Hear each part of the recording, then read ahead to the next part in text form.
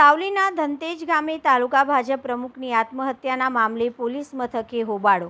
વડોદરા જિલ્લાના સાવલી તાલુકાના ધનતેજ ગામે તાલુકા ભાજપ પ્રમુખ દ્વારા ગળે ફાંસો ખાઈ આત્મહત્યા કરવાના બનાવ બાદ સમગ્ર વિસ્તારમાં શોક અને ચર્ચાનો માહોલ જોવા મળી રહ્યો છે। ઘટનાના અનુસંધાને મૃતકના પોસ્ટમોર્ટમની કાર્યવાહી સાવલી સરકારી દવાખાને કરવામાં આવી હતી।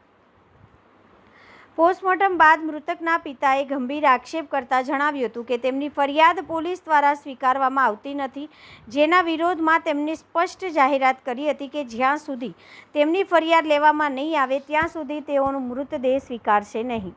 આ જાહેરાત બાદ મૃતકના પિતા અને પરિવારજનો સહિતનું ટોળું સાવલી પોલીસ મથકે પહોંચી ગયું અને ભારે હોબાળો મચાવ્યો હતો। પરિસ્થિતિને ધ્યાનમાં રાખીને વડોદરા ગ્રામ્ય પોલીસના નાયબ પોલીસ અધિક્ષક ડીવાયએસપી સહિતના ઉચ્ચ પોલીસ અધિકારીઓ તાત્કાલિક સાવલી પોલીસ મથકે દોડી આવ્યા હતા। પોલીસ અધિકારીઓ દ્વારા પરિવારજનો સાથે લાંબી ચર્ચા અને સમજાવટ કરવામાં આવી હતી। દરમિયાન ડીવાયએસપી દ્વારા મૃતકના પિતાની લેખિત અરજી સ્વીકારી લેવામાં આવી હતી અને સમગ્ર મામલે યોગ્ય તપાસ કરીને કાયદેસરની કાર્યવાહી કરવાની ખાતરી આપવામાં આવી હતી। અધિકારીઓની ખાતરી બાદ મામલો શાંત પડ્યો હતો અને પરિવારજનોએ પણ પોલીસની કાર્યવાહી પર વિશ્વાસ વ્યક્ત કર્યો હતો। હાલમાં પોસ્ટમોર્ટમ પૂર્ણ થયા બાદ મૃતદેહને કોલ્ડ રૂમમાં રાખવામાં આવ્યો છે।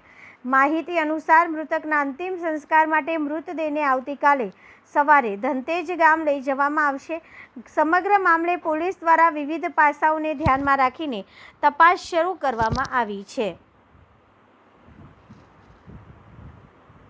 આ મારા છોકરાની બોડીનું પીએમ થઈ ગયેલ છે, પરંતુ અમે બોડી સ્વીકારેલ નહીં।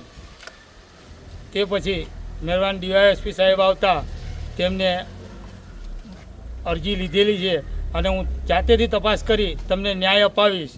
હાલમાં બોડી પોલીસ પાસે જ છે અને પોલીસ કોલ્ડ સ્ટોરેજમાં મૂકવાની વ્યવસ્થા કરે છે।